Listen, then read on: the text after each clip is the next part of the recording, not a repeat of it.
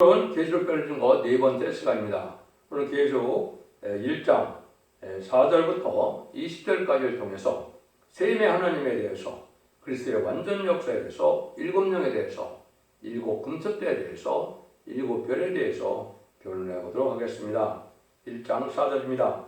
요한은 아시아에 있는 일곱 교회에게 편지하노니 이제도 계시고 전에도 계시고 장차로 오시리와 그 보호자 앞에 일곱 영과 이렇게 말씀하셨는데요. 먼저 여기는 일곱 교회가 아시아에 있다 이렇게 말씀했습니다. 이 당시 1세기 말에는 유럽에도 교회가 있고 그렇지만은 일곱 교회가 아시아에 있는 일곱 교회에 편지한 것이 큰 의미가 있다. 우리가 알 수가 있는데요. 이것을 먼저 이제 아시면은 창세기 9장 26절에 27절에 보면 하나님은 셈의 하나님이라고 그랬죠. 거기에 큰 의미가 있습니다. 셈의 하나님은 여호와를 찬송하리로다. 가나안은 셈의 종이 되고 하나님이 야벳을 창작케 하사 셈의 장막에 거하게 하시고 가나안은 그의 종이 되기를 원하노라 하였더라. 창세기 9장 26절에 보면 이것이 바로 노아가 인류의 조상이 돼서 사실상 조상이 된 거죠. 그래서 축복을 했는데 가나안은 함이죠. 함의 족속은 종이 되고 저주를 받았죠. 그래서 하나님은 셈의 하나님이다. 하나님을 찬송한다. 이렇게 말씀했죠. 그다음에는 야벳은 창작게 되는데 부자가 되는데 셈의 장막에 거한다. 이것은 이제 하나님께서 섭리 속에 극동아시아를 통하여 역사할 걸 보여준 것이고, 여러분들이 모든 이 연서 계시록은 극동아시아를 중심으로 해서 성경에 쓰여진 것을 알 수가 있습니다. 이것은 바로 극사인 육적 이스라엘 백성들이 천국봉을 전한 일이 있었지만은 인간적으로는 극동인 선지국가인 한국에서 이러한 재림을 영접할 신앙을 전할 것을 말씀할 겁니다. 그래서 일곱 교회를 통해서 재림을 영접할 신앙 준비를 어떻게 하느냐 이걸 이제 알려주는 건데요. 그런데 그런 역사는 이제 보호자편의 일곱 영이다 이런 얘기를 했죠. 그래서 일곱 영은 이제 하나님께서 성령을 뜻한 것이죠. 일곱 영도 여러분이 두 가지 모습으로 역사할 것을 말씀하셨죠. 이른비 성령과 늦은비 성령이 있는데 그 사도행전 2장에서는 교회에서 2장 28절에 만민에게 보이는 성령이 임하는 거다. 사도 바울이 첫 번째 설교를 그렇게 했죠. 그래서 2000년 동안 지금까지 예수 믿고 중생받은 자들에게 만민의 성령을 받아서 중생받음으로 하는 백성 삼는 일을 했죠. 그래서 그때 당시에도 이제 일곱 영이 일곱 가지 역사로 성령의 체험을 하게 되도록 되어 있습니다. 그냥 소개만 해드린다면 첫 번째 빛으로 오는 역사가 있는 경우도 있고, 또 바람으로 임하는 경우도 있고, 또 불로 임하는 경우도 있고, 또 소리로, 또 기쁨으로, 또 이제는 비둘기로 생수를 이렇게 임하는 역사가 다양하게 이제 성령 체험을 했는데요. 거기 사도행전 2장에 보시면 마가다락 방에서 보면 여러 모습으로 성령을 받는 모습이 나와 있죠. 이것은 하나님의 성령 역사를 뜻하는데, 여기 말하는 일곱 영은 이제 늦은비 성령으로서 요에서 2장 29절에 남녀과 여종에게 하나님의 신을 부어준다고 그랬기 때문에 계시록 4장 5절에 보호자 앞에 일곱 영이 있다 그랬죠. 이 일곱 영을 받는 겁니다. 그 일곱 영에 대한 것은 이제 이사야 11장 2절 3절에 유일하게 나와 있죠. 지혜의 신요, 총명의 신요, 모략의 신요, 총명의 신요, 지식의 신요, 경외의 신요, 판단의 신을 얘기했거든요. 이는 완전 역사로서 완전한 인간을 만드는 역사로서 변화성천할 몸이 되는 역사로, 이것이 바로 늦은비 성령으로서 장선조 만에 이마 인침으로 하나님의 종들만이 가질 수 있는 영이다. 이거는 10만 4천 명 밖에는 일검을 받은 자가 없다고 그랬죠. 이것이 이제 하나님 앞에 역사의 성령의 역사인데, 성령의 역사가 두 번 있을 것을 말씀하신 것이다. 이렇게 볼 수가 있습니다. 그래서 여러분들이 이제 이런 성령의 역사가 있을 때, 그러면 주님은 무슨 역사를 하느냐? 5절, 6절입니다. 또 충성된 증언으로 죽은 자들 가운데서 먼저 나시고 땅의 임금들의 머리가 되신 예수 그리스도로 말미암아 은혜와 평강이 너에게 있기를 원하노라. 우리를 사랑하사 그의 피로 우리 죄에서 우리를 해방하시고 그 아버지 하나님을 위하여 우리를 나라와 제사장 삼으신 그에게 영광과 능력이 셋에 들어있기를 원하노라 이렇게 했습니다. 여기 이제 충성된 증인이다 그랬죠. 이게 누굽니까? 예수님이죠. 예수님을 통해서 완전케 하는 역사가 있을 것을 여기 보여드리는데요. 이것이 그리스도의 완전 역사다 이렇게 볼 수 있습니다. 근데 말은 뭐라 그래요? 죽은 자들 가운데서 먼저 나서 땅의 임금들의 머리가 되셨다. 예수님이 먼저 만왕의 왕형으로 자신이 완전해서 믿음의 대상자, 구세주와 메시아가 됐다는 사실을 알려준 겁니다. 그러니까 하나님의 뜻대로 순종을 해서 인간을 위하여 속건제물 되기를 원하셨기 때문에 이사 5장 10절처럼 이제는 죽기까지 순종함으로 예수님은 만왕의 왕이 되셨고 또 믿음의 대상이 되셨고 살릴 것과 심판모사를 다 받은 그런 분이 되었죠. 그래서 우리에게 완전한 믿음의 대상이 먼저 되신 것으로 만왕의 왕의 자격을 가진 것을 우리가 알 수 있다 이 말이죠. 이것이 예수님이 먼저 자신이 완전한 믿음의 대상이 돼서 하나님의 뜻대로 우주 만물을 다 다스리는 이런 만왕의 왕이 되는 사실을 먼저 알려준 거죠. 그다음에 예수님께서는 이제 자신이 완전해졌으면 또 남을 완전케 해줘야 되겠죠. 이것은 이제 우리를 완전케 해서 하나님 앞에 하나님의 나라에 들어가고 하나님의 종도 되고 하나님의 사명을 받아서 또 상속을 받을 만한 인간이 되는 것인데 이것은 바로 인간에게 성령을 보내줘서 가능한 것이죠. 성령의 역사가 예수 그리스도의 보혈의 공로를 믿고 믿음으로 중생의 역사를 받는 마음을 주는 성령이 있고 또 이제는 인간 정말에는 인쳐서 받는 7명의 완전 역사가 있어서 인간들을 완전케 해서 하나님의 백성도 삼고 하나님의 종도 삼아서 하나님의 복을 주고자 하는 것이 하나님의 역사다. 그래서 성령을 주실 수 있는 그런 분이다. 이렇게 볼 수가 있는 것이죠. 그런데 하나님께서는 우리에게 그런 평강을 주기 위해서 세상을 또 완전케 하는데 예수님이 이 땅에 오신 목적이 요한일서 3장 8절에 보시면 마귀의 일을 멸하러 왔다. 세상을 심판하고 완전한 성전화를 이루기 위해서 오신 것이 바로 예수님이 세 번째 하실 일입니다. 그런데 그 마귀의 일을 멸하는 것은 이제 말세 사명자에게 맡긴 것이죠. 이것이 큰 비밀이 있는 겁니다. 그걸 여기서 뭐라고 했어요? 아버지 하나님을 위하여 우리를 나라와 제사장으로 삼으셨다. 이게 아주 간단한 말씀 같지만 아주 중요한 말씀이 되죠. 오늘 주님께서 이 세상을 완전한 성전하라 예정론을 회복시키시고 천왕국을 이루어서 말세 사명자를 뜻하는데 우리는 단체가 이제 10만 4천 명이 결국은 되지만은 여기에는 나라와 제사장을 삼았다. 나라는 왕을 상징했기 때문에 왕을 삼으셨다. 이렇게 말씀을 드리면 됩니다. 근데 우리를 또 제사장을 삼으셨다는 말을 했죠. 이게 이제 말세 사명자가 뭐를 가져야 이제 사명을 해야 이런 왕권의 상급을 갖게 되느냐 이걸 알려준 거죠. 이걸 먼저 이제 우리가 알기 위해서는 뭐를 아셔야 되느냐? 예수님이 이 땅에 오신 것은 이제 만민의 대제사장으로 오신 것이다. 이렇게 말씀하실 수가 있죠. 근데 그 일을 하신 것을 이제 어디다 완전히 설명을 잘 해놨습니까? 이거는 계시록 5장 9절이죠. 계시록 5장 9절에 보면 예수님께서 어떻게 만민의 대제사장의 사명을 했느냐 이걸 정확히 말씀하셨습니다. 새누리를 노래하여 가로되 책을 가지시고 인봉을 띠게 합당하시도다. 일찍 죽음을 당하사 각 족속과 방언과 백성과 나라 가운데서 사람들을 피로서 하나님께 드리시고 모든 나라의 백성을 하나님께 드리는 천국으로 인도하는 것은 예수 그리스도의 보혈의 공로에 피밖에 없다 이 말이죠. 예수 그리스도의 보혈의 공로가 아니면 천국에 들어갈 수가 없다. 이것이 만민의 대제사장의 사명을 감당하신 것이거든요. 그럼 이 시대 우리에는 어떤 제사장을 받느냐?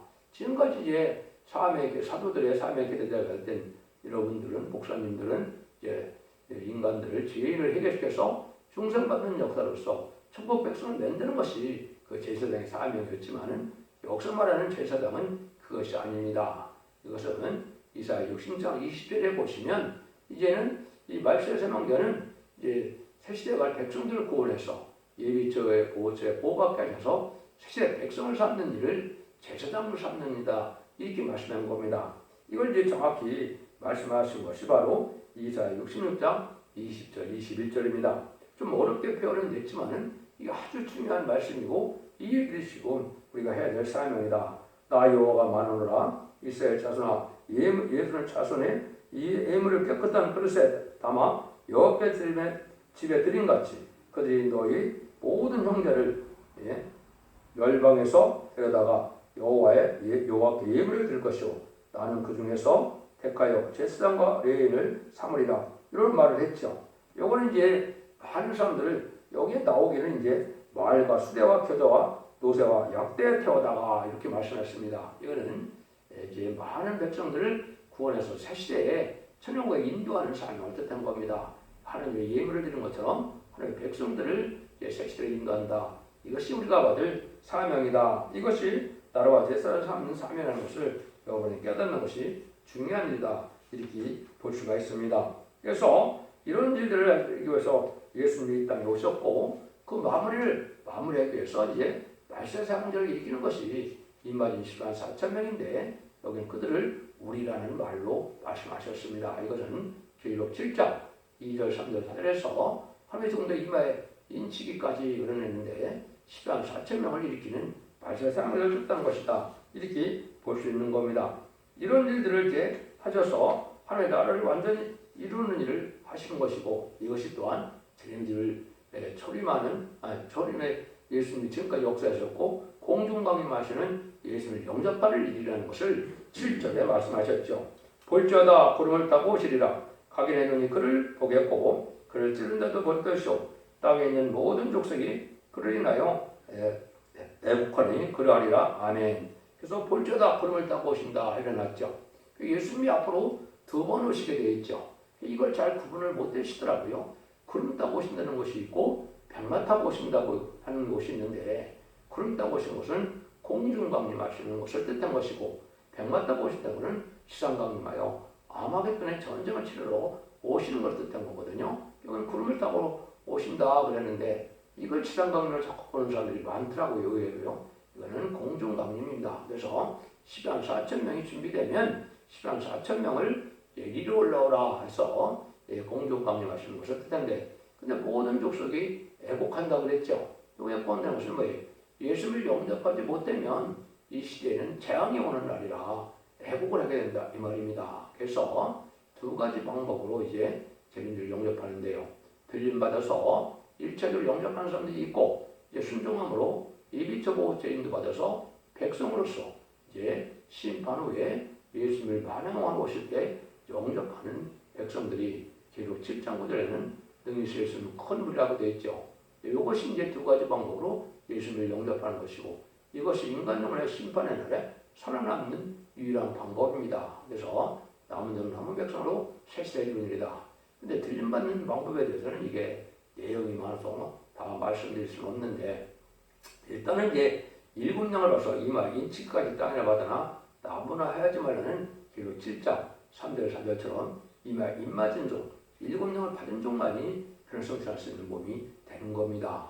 백성들은 심판과 소멸함을 받아서 피까지 정결게 된다고 이사 4장 3절 4절에 말씀하셨는데 그건 원죄를 해결받아야 죽자를 몸에서 새 시대 간다 이 말씀이거든요. 그런 일들을 이제 이렇게 하신다는 걸 우리가 알 수가 있고 그런 일들을 이제 자세히 이제 배우게 되는 것이 이제 계시록과 예언서의 말씀이다 이렇게 볼 수 있는 겁니다. 그래서 그거는 나중에 또 말씀드리기로 하고 이대로 그냥 넘어가도록 하겠습니다. 그러면 이제 8절을 보시면 주 하나님이 가라사대 나는 알파와 오메가야 전에도 있고 이제도 있고 전에도 계셨고 있었고 장차 올 자요 전능한 자라 하시더라 이렇게 되어 있죠. 이게 이제 알파 오메가 처음과 시작 나중과 끝이다 이런 말을 많이 하시는데 이런 뜻이 무슨 뜻이냐 이걸 가장 잘 설명한 것이 이제 전도서 3장 15절입니다. 전도서 3장 15절은 이제 있는 것이 옛적에 있었고 장래에 있을 것도 옛적에 있었느니 하나님의 이미 지난 것을 다시 찾으시느니라. 이게 바로 이제 예수님의 알파 오메가가 라는 뜻을 잘 설명한 겁니다. 이거는 2가지 내지 3가지 뜻이 이제 중요한 뜻이 숨겨져 있습니다. 하나님께서는 처음과 이제 나중이라는 것은 알파 오메가라는 것은 완전한 신분이라는 것을 뜻한 것도 되고요. 또 하나님은 예기전간에 모든 것이 책임져서 완전히 열매 맺는 끝을 맺게 하는 완전한 신인 걸 보여준 거고요. 또 하나는 이전에 있었던 것이 전에도 있었다는 것은 알파 역사인 육적 유대인을 통하여 이제 하나님의 섭리를 이루어갔던 것이 인간 동물의 영적 이스라엘인 기독교를 통하여 또 다시 열매를 맺게 된다는 하나님의 이중 성취를 말씀한 겁니다. 이런 하나님이기 때문에 하나님을 믿을 만하다 이 말이죠. 인간의 믿음이 없음을 아시고 인간을 이제 성경을 말씀을 통하여 예언을 하시고 예언을 성취할 것을 많이 기록했죠. 그러면서 앞으로도 성취할 내용을 예언서에 많이 기록했죠. 이걸 통해서 이제 하나님은 완전하게 예언대로 진리대로 역사하신 하나님을 완전하신 것을 믿으라 이 말입니다. 그런 신이라는 것을 여기 말씀하신 것이다. 이렇게 보시면 그래서 육적 이스라엘 백성을 통한 것은 그걸 뭐라 그래요? 예언적이다, 영적이다, 몽합적이다 여러 가지 표현을 하죠. 이것은 이제 새로 인간의 완전 역사가 올 것을 모형적으로 보여주는 것에 불과하다. 그래서 동물의 피를 가지고 제사드리는 것은 예수 그리스도의 보혈용으로 이제 예수님의 완전한 피로 제사드리는 것을 보여줬고 옛날에 에덴 동산을 이제 주었던 것을 이제 다시 회복시켜주는 것을 이스라엘 백성들이 진리 앞에 참된 선지자의 말씀을 듣지 않으므로 바벨론 포로에 잡혀갔다가 다시 이제는 성전을 복구하고 이스라엘 회복했던 것처럼 인간 동물에도 에덴 동산을 회복해서 천년왕국을 이뤄서 안식세를 이룰 것을 보여주는 이런 내용들이 다 알파 오메가 역사로 이루어지게 돼 있다. 가장 또 여러분이 잘 아시는 것은 뭐예요? 예, 6월절에 어린 양의 피로 구원을 받았던 것처럼 그래서 십자가의 보혈로 구원을 받게 한다. 이런 것을 이제 알파 오메가 역사로 딱 맞아서 마무리를 짓는 것을 역사하시는 것이고 그런 스님인 것을 여기 말씀하셨다. 이렇게 볼 수 있습니다. 근데 이제 하나님의 사명을 감당할 사람들은 어떤 사람이 되느냐? 요한복음 21장에 보면 내가 올 때까지 머물게 두게 하는 사명이 사도 요한의 사명인데요. 그는 제레미야를 영접할 신앙 사명을 뜻했죠. 그래서 사도 요한을 통해서 이제는 제레미야를 영접하는 방법을 알려주는 것이 계시록이고 계시록을 통해서 역사하는 것이 바로 사도 요한의 사명의 기대자가 되는 것이다. 이것이 말세의 사명이라며 이마진 시간 4.0을 볼 수 있는데요. 그것이 9절 10절이죠. 나 요한은 너희 형제요 예수를 향한 나라와 참음에 동참하는 자라.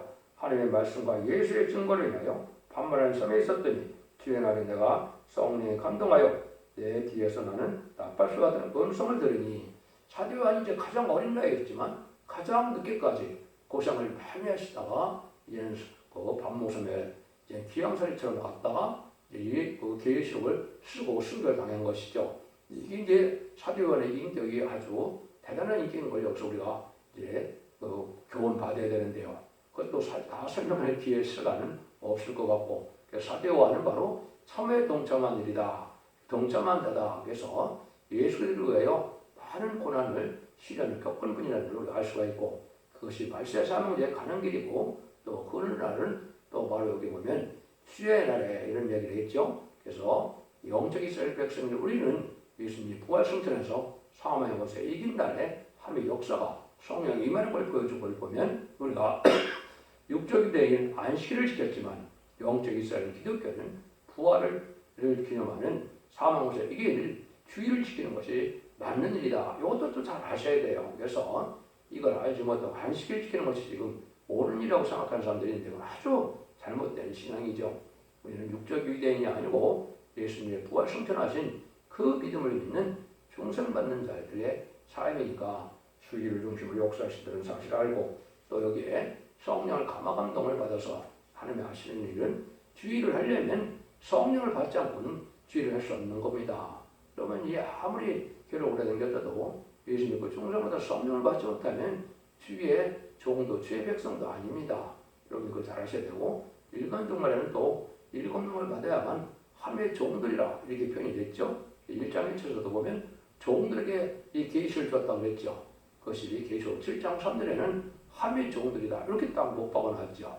인간 종말의 역사는 일곱 명을 가서 지금까지는 예수 믿고 중생받은 그리스도의 종으로서 예수의 종으로서 2000년 동안 역사했다면 마지막 하늘의 역사는 하나님의 신을 받아서 하나님의 종들로 역사한다는 사실도 말씀하신 것이다. 이렇게 또 볼 수가 있는 겁니다.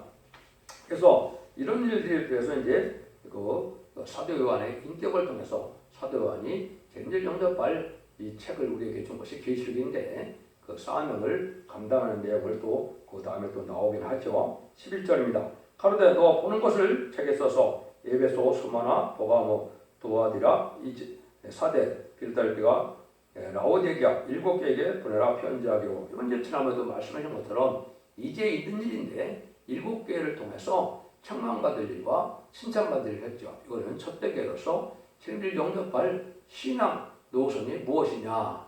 여러분들 7개 중에요. 책망받는 일을 반드시 고쳐나가야 책임질 영접할 수 있는 겁니다.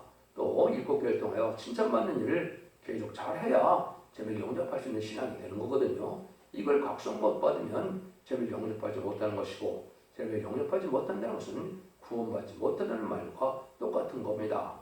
여러분들 이걸 잘 또 7개의 각 교회를 배울 때마다 이걸 잘 받으셔서 이제 이 비밀을 잘 깨달아야 된다. 3가지가 나온다 그랬죠. 7개 중에서는 첫 번째는 책임질 영접할 신앙 노선이 무엇이냐. 두 번째는 이기는 자가 받을 복이 무엇이냐.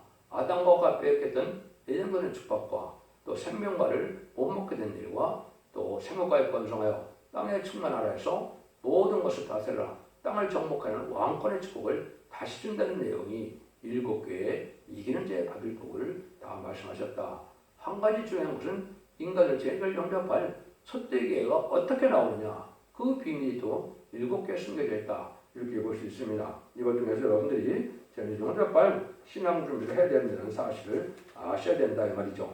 12절에서 16절입니다. 몸을 돌이켜 나더러 말할 음성을 알아보려고 돌이킬 때 7 금뜻대 사이를 보았는데 저 때 사이에 인자 같은 이가 발에 끌린 옷을 입고 가슴에 금띠를 띠고 그 머리와 털의 기가 흰 양털 같고 눈 같으며 그의 눈은 불꽃 같고 그의 발은 푸름에 달려난 빛난 수석 같고 그의 음성은 많은 물소리 같으며 그 오른손에 7뼈를 있고 그 입에서 자외 낯선검이 나오고 얼굴은 해같이 힘있게 비치는 것 같더라.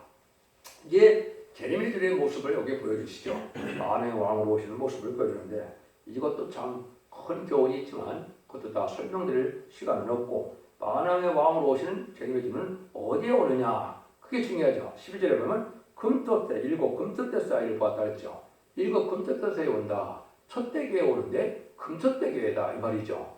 이게 큰 비밀이 있어요. 그것이 1장 20절에 보면 이제 그 비밀이 7별의 비밀이 있고 7 금토대의 비밀이 있다. 이걸 말씀드리면 모든 재단을 제일 영접하는 것이 아니죠. 지금은 교단과 교파가 상관없이 예수 믿고 충성받으면 이제 우리가 천국 백성이 되는 구원을 받지만은 인간의 이 금토대가 되어야만 제일 영접할 수 있다는 사실인데요.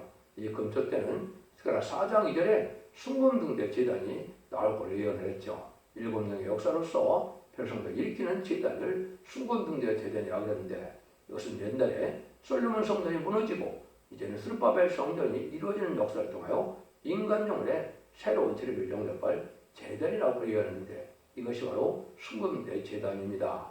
여기서 7명의 완전 역사로 임마는 역사로 제를 영접한다는 사실을 아셔야 된다. 이게 비밀이고요. 보되면 여기에 보면 뭐라 그래요?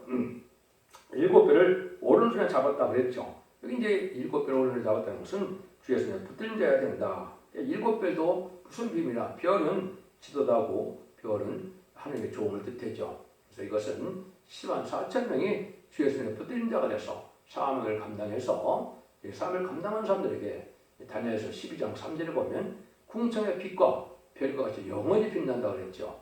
이것이 이제 10만 4천 명이 세세 왕권의 축복을 받게 될 것을 얘기한 것이다. 그래서 주님 손에 붙들린 자가 돼서 자기 생각대로 자기 고집대로 살아가는 것이 아니고 주의 손에 붙들린 자의 삶을 사는 자들이 제인지를 영접할 수 있다는 사실을 알려준 것이고 이걸 이제 또 계시록을 통하여 입맞는 역사를 통하여 알게 된다 이 말이죠. 이런 일들을 여기 이제 숨겨놓은 것이다 이렇게 볼 수가 있고 제레미야는 부족의 이제 주님으로서 이것은 계시록 10장에 보면 다른 천사의 모습과도 비슷하죠. 말세의 사명자의 모습과도 비슷한데 제레미야는 무적의 또 예수님인데 지금까지는 이제는 죄인을 부르러 오신 예수님이었지만 제레미야는 심판으로 오시기 때문에 이제는 원죄와 점을 해결받지 못하면 점을 영접하지 못하는 사실을 알게 되는 겁니다. 그래서 여기 이제 사도 요한이 죽은 자같이 쓰러진 것을 볼 수가 있는데 그것이 17절, 18절이죠. 내가 볼 때 그 발 앞에 엎드려 죽은 자같이 되매 그가 오른손을 내게 얹고 가라사대 두려워 말라. 나는 처음이요 나중이요 곧 산자라. 내가 전에 죽었노라. 볼지어다 이제 세세토록 살아있어 사망과 음부의 열쇠를 가졌노니 나눴죠. 발에 엎드려 죽은 자같이 된다. 이 사도 요한은 예수님의 사랑을 가장 많이 받아서 품에 안겼던 자죠. 근데 죄인들을 보는 순간 이렇게 죽은 자같이 됐다. 이걸 여러분이 이해하시려면 마태복음 11장에 보면 베드로와 야고보와 요한이 변화선상에 갔는데 도란도란 얘기하다 가셨는데 재림직으로 오시는 모습을 보니까 또 다 쓰러져서 죽은 자같이 됐죠. 이건 큰 의미가 있는 것이 바로 뭐냐? 원죄와 잡은 자가 해결받지 않으면 재림직은 영접할 수 없다 이 말입니다. 아니 아무리 주님과 같이 심식을 갖추고 같이 먹고 품에 안겼던 자더라도 원죄 잡은 해결받지 못하면 좀 영접할 수 못하는 사실을 알려준 겁니다. 그래서 이 시대의 원죄 역사는 원죄 잡은 완전히 해결받아야 좀 영접할 수 있다는 사실을 여기 말씀하신 것이다. 이렇게 말씀하시죠. 그 다음에는 이제 사망과 음부의 열쇠를 가졌다. 이게 중요한 거죠. 이거는 이제 예수님이 어떻게 이런 권세를 가졌습니까? 그건 하나님의 뜻대로 죽기까지 순종함으로 부활 성천함으로 사망의 권세를 이긴 것이 이제 확실하죠. 사망을 이겼는데 그 공로로 주님이 하나님 앞에 와서 만행의 왕의 자격을 갖고 이제는 마가다락방에 다시 12제에게 나타났죠. 그래서 평강이 있을 자다 24시며 이제 성령을 받아라 그랬죠. 여기 바로 이제 부활 성천하셔서 이제는 하나님 앞에 만행의 왕의 자격으로서 성령을 받게 하려는 이런 역사가 나타났는데 이런 사망 권세를 다 이기시는 권세는 바로 예수님밖에 없다. 그래서 예수님에게 사망과 음부의 열쇠를 가졌다. 이거는 부활 성천으로 마귀 권세를 완전히 이겼다는 사실을 우리에게 알려주는 일이다. 이렇게 볼 수가 있는 겁니다. 이렇게 해서 하나님의 뜻을 이 땅에 이루어가게 되는데요. 그거는 이제 19절, 20절에 보면 그러므로 네 본 것과 이제 있는 일과 장차 될 일을 기록하라. 네 본 것은 내 오른손에 7별의 비밀과 7 금첫대와 7별은 7개의 사자요 7숫대는 7개니라. 어떤 멋진 시간에 말씀드린 것처럼 이제 여기 본 것은 예수님의 신성과 인성과 구원의 완성을 보았고요. 이제 있는 일은 7별 통하여 죄를 영접할 신앙 노선을 여기 기록했고요. 장차될 일은 다시 연자, 제방탕 갈대라고 하는 종이 나타나서 죄를 영접하는 방법, 모든 이언이 성취돼서 그 신앙을 이루는 방법을 계속해서 배우게 되죠. 그런데 여기 보니까 7별의 비밀과 7 금첫대라는 말이 나오죠. 7별 아까 설명을 드렸고 7 금첫대도 설명을 드렸죠.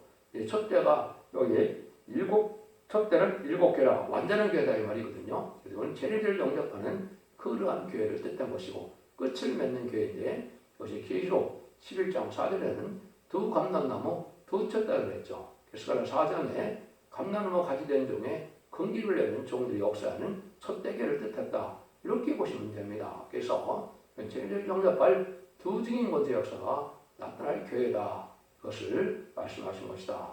일정한 목적 계시기 때문에 전체적인 내용을 말씀하시고 다시 또 세부적으로 부분들을 이제 말씀을 또 하시는 것이 계시록 2장부터 또 여러 가지를 말씀하시죠. 여러분들이 이제는 예언의 말씀을 반드시 읽고 듣고 지켜야만 언제 잡은 해결을 받고 또 언제 잡은 해결받아야만 죄를 영접할 수 있다는 것이 계시록의 내용인 겁니다. 기독교의 2000년의 역사가 영혼권으로 영혼권 받는 것을 끝을 맺는 것이 아니고 영육간의 구원으로 가족적인 구원으로 단체적인 구원으로 자선 만대 축복을 누리는 그러한 복을 받는 것이 모든 예언서 계시록의 구원론인 것을 반드시 아시고 여러분들도 이런 말씀을 읽고 듣고 지켜서 원죄자부터 해결받아서 자선 만대의 축복을 누리는 복된 종들과 가정들이 다 되시기를 예수님으로 간절히 축원드립니다. 아멘.